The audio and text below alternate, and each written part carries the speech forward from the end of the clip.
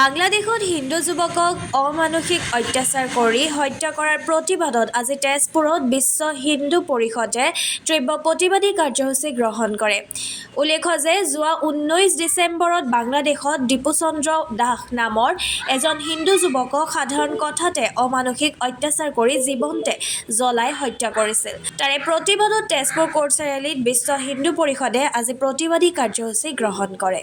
मुर्दाबाद मुर्दाबाद बांग्लादेशी मुर्दाबाद मुर्दाबाद मुर्दाबाद यूनियन सरकार ले एसेছে बंदे मातरम यूनियन सरकार मुर्दाबाद मुर्दाबाद मुर्दाबाद यूनियन सरकार हाय यूनियन सरकार गो बैक यूनियन सरकार मुर्दाबाद मुर्दाबाद मुर्दाबाद यूनियन सरकार ले एसेছে जय श्री राम बंदे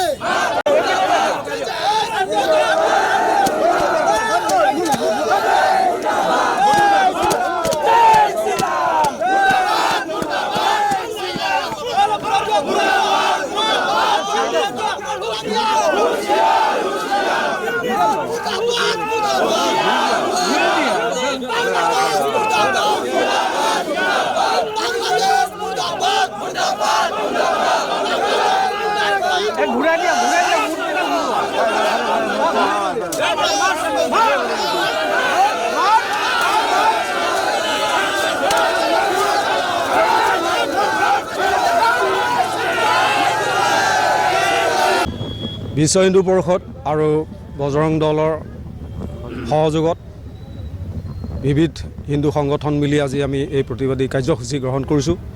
বাংলাদেশত হিন্দুৰ ওপৰত অত্যাচাৰ বন্ধ কৰক। আমি ইয়াৰ দ্বাৰা বাংলাদেশ চৰকাৰক সকীয়াই দিব বিচাৰিছোঁ ভৱিষ্যতে যাতে কোনো হিন্দুৰ ওপৰত অত্যাচাৰ নহয়, নহ'লে ভাৰততো তথা অসমতো ভয়ংকৰ পৰিণতি হ'ব পাৰে আৰু ইয়াৰ পৰিণাম ভুগিবৰ কাৰণে সাজু হৈ থাকিব লাগিব।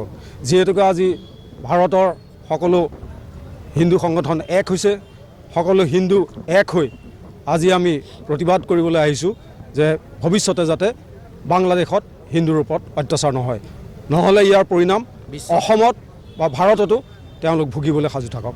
ধন্যবাদ।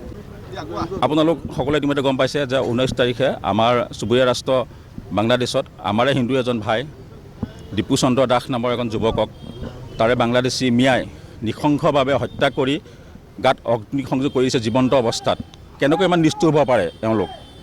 এবাৰ আপোনালোকে ভাবি চাওকচোন সেই ঘৰখনৰ অৱস্থা কি হৈছে। যেই জন্ম দিয়া মাগৰাকীলৈ এবাৰ ভাবি চাওকচোন, ভাবিলে বুকু কঁপি উঠে।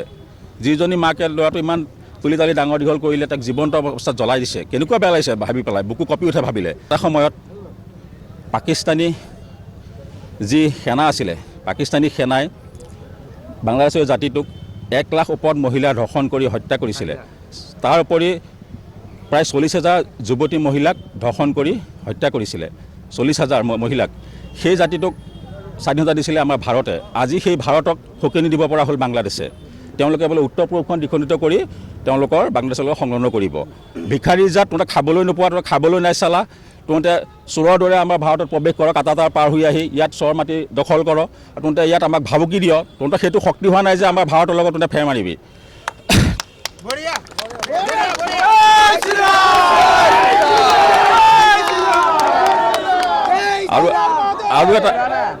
আৰু এটা কথা, যোৱা 22 এপ্ৰিল তাৰিখে আপোনালোকে দেখিছিলে আমাৰ কাশ্মীৰত যিটো ঘটনা হৈছিলে, 26জন আমাৰ হিন্দু গুলীয়াই মাৰিছিলে। তেওঁলোকক এইটো সোধা নাছিলে যে তোমালোক বিজেপি নে তোমালোক কংগ্ৰেছ নে কোনোবা ৰাজনীতিৰ লগত জড়িত। তেওঁলোকক কি বুলি গুলীয়াইছিলে যে তোমালোক হিন্দু। তাৰমানে ভাবক, তেওঁলোকৰ উদ্দেশ্য এটাই, হিন্দুসকলক মাৰি কাটি শেষ কৰিব লাগে।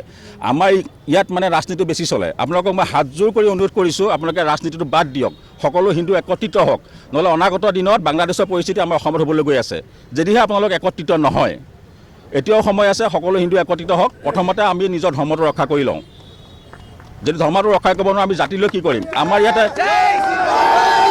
আমাৰ ইয়াতে বহুতো আছে যে বঙালী এটাক মাৰিছে, বঙালীতে মাৰিছে মই কিয় যাম, বেংগলীতে মাৰিছে মই কিয় যাম, সেইটো নহয়। আগতে আমাৰ নিজৰ ধৰ্মটো, হিন্দীত এষাৰ কথা আছে, দিয়া নেই ৰেহেগা তো বাতিকা কিয়া কৰোগে, ধৰ্মী নেই ৰেহেগা তো জাতিকা কিয়া কৰোগে।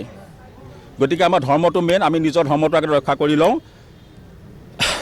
আৰু এই কাৰ্যসূচীৰ দ্বাৰা আমাৰ অসমৰ মুখ্যমন্ত্ৰী ডক্টৰ হিমন্ত বিশ্ব শৰ্মা দেৱৰ জৰিয়তে আমাৰ দেশৰ যি প্ৰধানমন্ত্ৰী আছে ভাৰতৰ প্ৰধানমন্ত্ৰী তেখেতক আমি এইটোৱেই আহ্বান জনাব বিচাৰিছোঁ যাতে বাংলাদেশত যি হিন্দুৰ ওপৰত অত্যাচাৰ চলি আছে এই অত্যাচাৰ কঠোৰ হাতে দমন কৰক আৰু তেওঁলোকক সকীয়নি প্ৰদান কৰক যাতে আগন্তুক দিনত যদি এনেকুৱা পৰিস্থিতি হয় খুব ভয়ংকৰ পৰিস্থিতি পৰিণাম ভুগিবলৈ সাজু থাকক।